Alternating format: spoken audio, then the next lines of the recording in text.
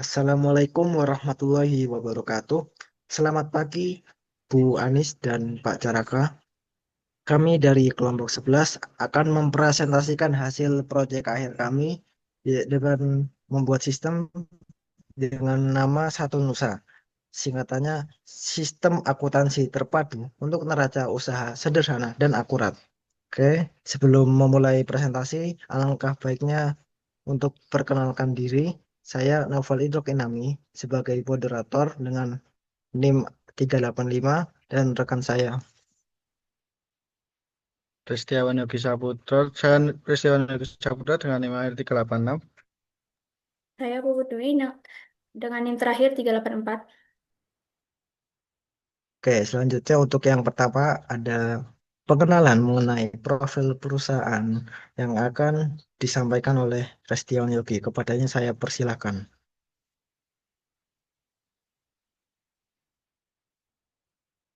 Baik, di sini saya akan menjelaskan mengenai profil perusahaan Satu Nusa yang berada di input data. Kemudian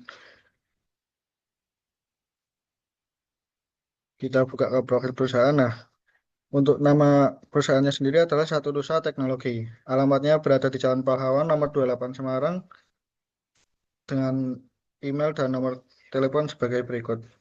Dan next kembali ke profil perusahaan.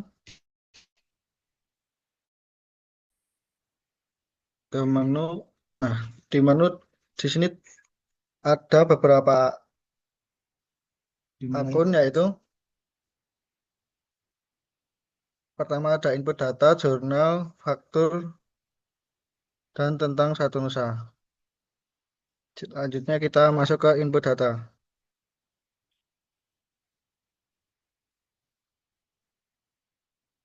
Untuk di dalam aplikasi input data sendiri yaitu ada profil, kode akun, termin kredit, daftar pelanggan, daftar supplier, daftar rekening, daftar produk, aset tetap, kartu persediaan, transaksi rekening, dan rekening koran. Kembali lagi ke dashboard. Selanjutnya ada jurnal.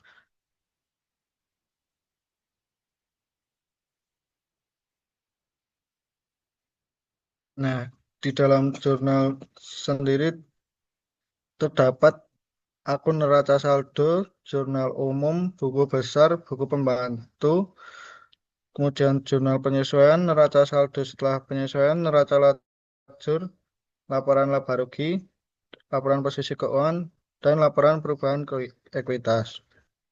Kemudian next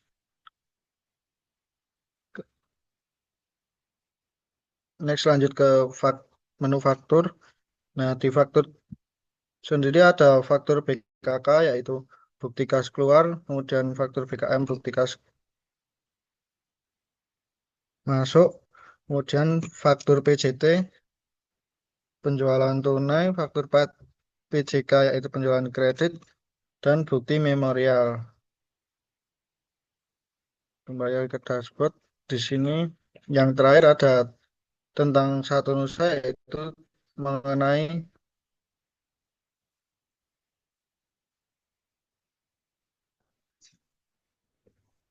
mengenai perusahaannya sendiri. Selanjutnya saya berikan kepada moderator. Oke, aku Restion Yogi atas penyampaiannya. Mengisi input data yang saya sendiri.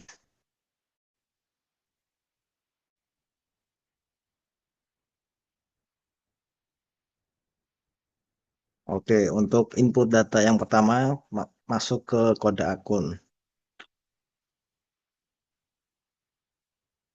Nah, di kode akun ini bisa menyesuaikan sendiri sesuai kebutuhan dari perusahaan. Bisa menambah ada kode saldo pos debit kredit, aset lancar dan aset tetap. Kemudian di sebelahnya ada kode pembantu untuk daftar orang yang relasi yang berhubungan, pihak-pihak yang berrelasi seperti akun receivable dan akun payable untuk utang dan piutang.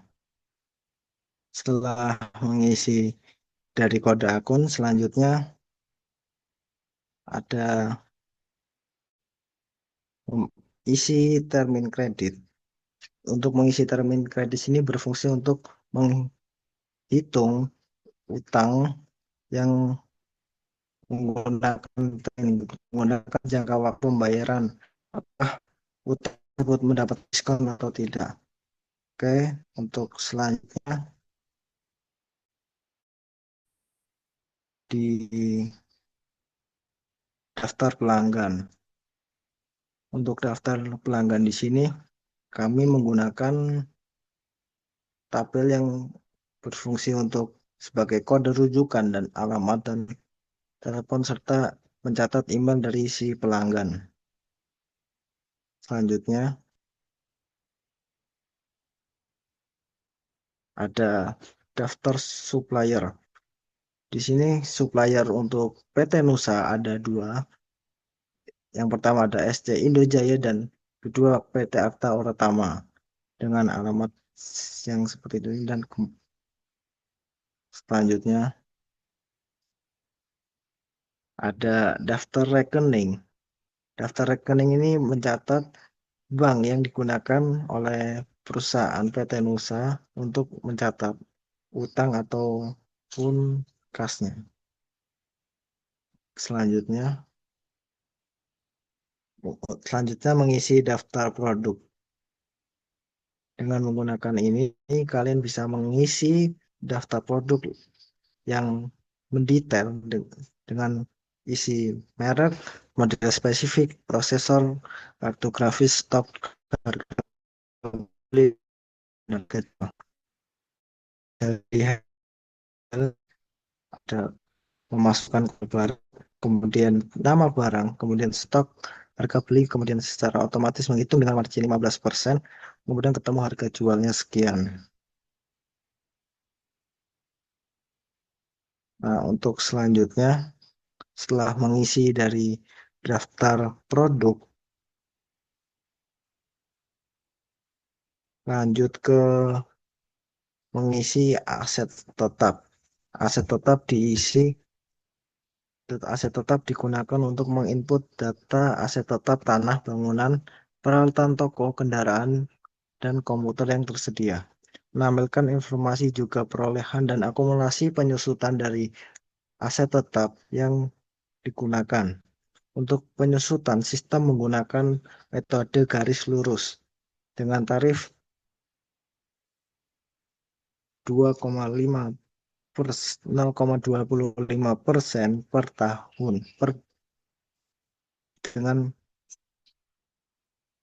sesuai sak etap. Oke, selanjutnya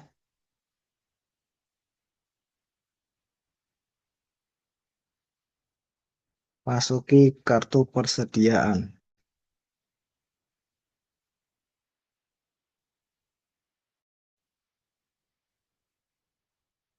Dalam kartu persediaan ini dijelaskan jumlah barang yang tersedia menggunakan kode barang. Untuk kode satu seperti Legi Yoga Pro 7, kemudian yang lain ini semua barang-barangnya sudah terhitung secara otomatis berapa jumlah barang yang tersedia untuk barang yang dijual. Semua rumus mengikuti file Excel asli seperti VLOOKUP dan if visceral dan kemudian menggunakan rumus if. Selanjutnya untuk selanjutnya ada bagian transaksi. Mengisi bagian ini untuk mengisi transaksi yang terjadi selama bulan yang bersangkutan. Pada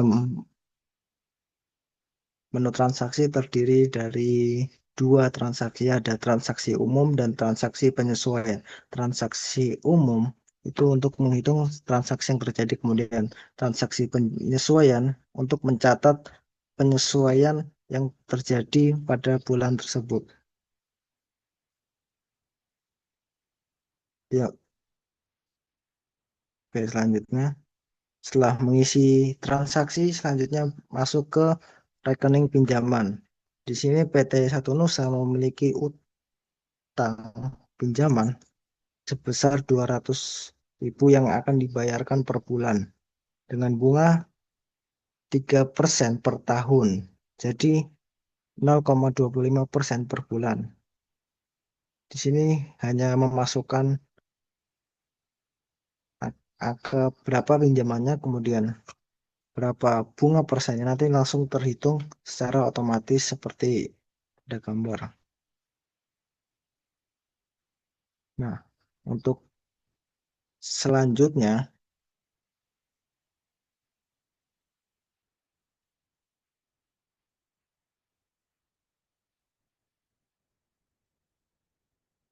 pada rekening koran mencatat rekening yang terjadi selama bulan bersangkutan.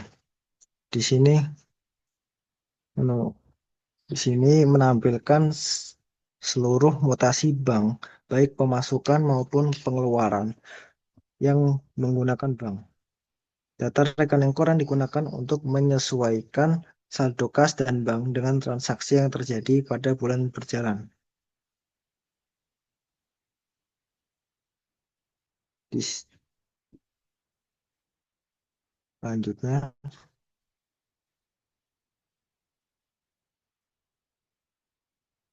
selanjutnya, memasuki jurnal yang akan dijelaskan oleh rekan saya Putri kepada Jilan.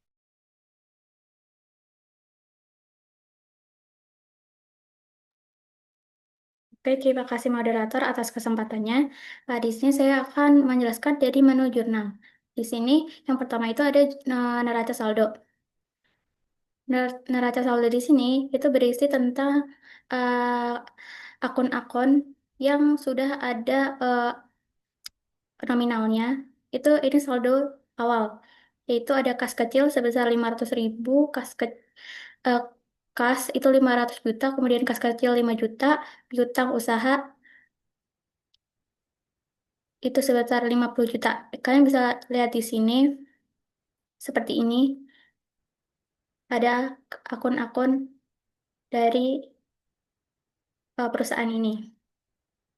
Setelah itu eh, ada jurnal umum. Di sini jurnal umum itu mencatat dari transaksi umum yang tadi telah ada di input data. Misalnya di sini ada tanggal 1 itu ada penjualan tunai 2 unit ID Pet Slim. HPP-nya 9.350. Jadi untuk jurnalnya yaitu ada kas di debit sekitar 11 juta, kemudian penjualannya di kredit 11 juta, kemudian ada cost of goods sold itu di debitnya sebesar 9.350 karena HPP-nya tadi 9.350, dan juga persediaan barangnya di kredit besar 9.350. Kalian bisa menulis semuanya yang ada di transaksi umum tadi di jurnal umum seperti ini. Jika sudah, kemudian di sini ada buku besar. Buku besar di sini itu digunakan untuk mencatat akun-akun kas yang ada di transaksi di jurnal umum tadi. Jadi pencatat transaksi yang terjadi di jurnal umum bisa membantu perusahaan untuk mencatat akun-akunnya. Di sini misal kode akunnya diganti nanti akan terisi otomatis.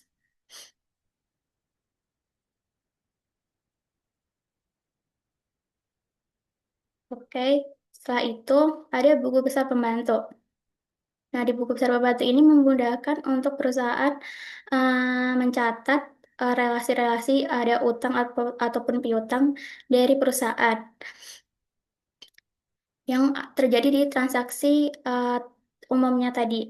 Di sini juga kalau misal kalian kode pembantunya diganti, itu nanti akan terisi otomatis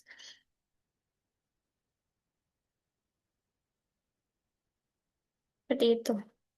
Kemudian ada jurnal penyesuaian. Jurnal penyesuaian ini didapat dari transaksi penyesuaian tadi. Misalnya di sini ada sewa gedung dibayar di muka. Kemudian jurnal penyesuaiannya itu sewa dibayar di muka di kredit 2 juta dan kemudian ada beban sewa di debit sekitar 2 juta juga. Kalian bisa menulis semuanya dari transaksi penyesuaian ke jurnal penyesuaian. Kemudian setelah itu bisa mengisi neraca saldo setelah penyesuaiannya. Karena tadi neraca saldo yang awal itu kemudian ada setelah penyesuaian, jadi disesuaikan dengan jurnal penyesuaiannya tadi. Seperti ini. Jika sudah, itu kemudian kita bisa mengisi neraca lajur. Di sini neraca lajur terdapat neraca saldo, kemudian penyesuaian, ada neraca saldo setelah penyesuaian, laba rugi, dan juga neraca. Di sini laba rugi itu didapat dari pos laporan, yaitu ada LRLR. Kemudian kalau neraca itu didapat dari pos laporan yang NRC. Itu akan juga terisi otomatis jika kalian udah menuliskan rumus-rumusnya. Kemudian di sini ada laporan laba rugi. Laba rugi didapat dari tadi akun-akun yang eh, pos laporannya itu LR. Seperti ini.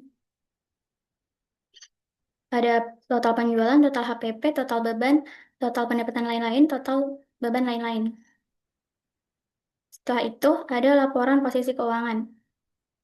Di sini laporan posisi keuangan ditulis dari neraca lajur tadi. Jika sudah, di sini ada yang terakhir laporan perubahan ekuitas.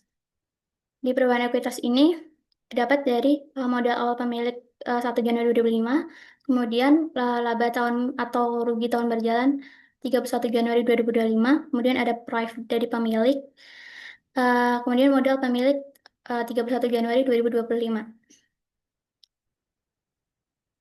Kemudian di sini ada faktor. Ini ada faktor BKK seperti ini. Kemudian faktor BKM, ini bukti kas masuk. Jadi kas-kas yang masuk ditulis di faktor ini. Kemudian ada faktor PJT, penjualan patunai. Faktornya seperti ini. Kemudian ada faktor PJK, ini faktor jadi penjualan kredit. Dan yang terakhir ada bukti memorial. Sekian dari saya kembalikan ke moderator.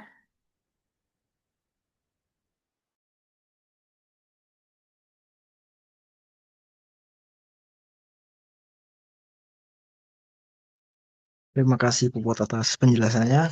Mungkin dari kelompok 11 cukup sekian. Apabila ada kekurangan atau banyak kesalahan, kami segenap kelompok 11 meminta maaf. Mohon maaf sebesar-besarnya karena beberapa kendala saat pengerjaan. Mungkin cukup sekian dari kami kelompok 11. Izin mengundurkan diri. Wassalamualaikum warahmatullahi wabarakatuh.